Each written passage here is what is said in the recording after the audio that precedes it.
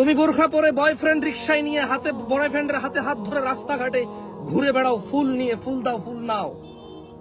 জামশেদ মজুমদারের তখন এমন লাগে, কারণ জামশেদ মজুমদারের হাতে মদের বোতল যতটা হারাম, বোরখা পরে মুসলিম সেজে, মুসলিমা সেজে, পর্দাসীন সেজে, অবিবাহিত হয়ে বয়ফ্রেন্ড নিয়ে তোমার রাস্তাঘাটে হাঁটায়, এর চেয়ে অনেক বেশি বেশি বেশি বেশি হারাম। হারাম হারাম। কোন জেনাকারী জেনা করে পতিতালয়ে গিয়ে, আবার কোন জেনাকারী মসজিদে ঢুকে জেনা করে, কেমন লাগবে তোমার?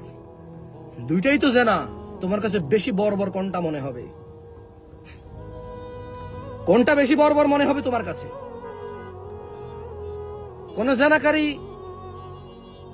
নন মাহরাম আর মাহরাম পার্থক্য না করে যাত্রার সাথে যদি জানা করে, তোমার কাছে কেমন লাগবে? মাহরাম আর নন মাহরামের ডেফিনেশনে এসে কেমন লাগবে তোমার কাছে? তোমার মন্তব্য কি হবে?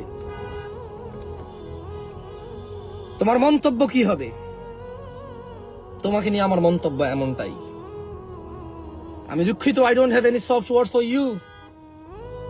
দো তোমরা বলো ইসলাম এত কঠিন না, অনেক সহজ। কার জন্য? কার জন্য সহজ? কার জন্য সহজ ইসলাম? ইসলাম সহজ। 5 ওয়াক্ত নামাজ পড়া কঠিন কিছু না।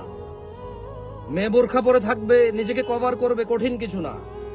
ছেলে নিচের দিকে তাকিয়ে চলবে, মেয়ের দিকে তাকাবে না, কঠিন কিছু না। দোজ আর দ্য মানে ইজি থিংস। লস নাই কারো, এতে কল্যাণ আছে। তোমাকে আমি কি বলি বলো? ছোট ভাই আমার, ছোট ভাই আমার, জামশেদ মজুমদারের হাতে মদের বোতল দেখে তোমার যেমন লাগবে, তুমি বিবাহ করো নাই, তোমার পাশে বোরখা পরা মেয়ে নিয়ে তুমি প্রেমিকা নিয়ে ঘুরো, জামশেদ মজুমদারের তখন এমন লাগে।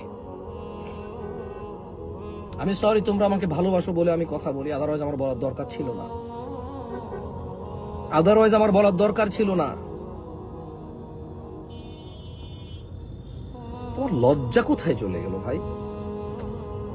এমন না যে এদেশের মানুষ ফেসবুকে ওই সিনেমা নাটকের কোন ছোট অংশ আসলে দেখে না, এরকম মানুষ কমই আছে। এদেশের কম মানুষ আছে যারা গান বাজনা জানে না, মুখস্থ পারে না 2-4 কলি, 2-4 লাইন। কিন্তু লজ্জা শরমে কেউ হয়তো যখন গোপনে একা থাকে, আর কেউ নির্লজ্জ হয়ে প্রকাশ্যে সবার সামনে এটা করে। বলো, এদেশের যত আলেম ওলামারা আছে যারা ধর্ম প্রচারক, তারা যদি মদ অথবা সিগারেট দাঁড়িয়ে রেখে সিগারেট টানা শুরু করে রাস্তায়, তোমার কেমন লাগবে? তোমার মন্তব্য কি হবে তাকে নিয়ে?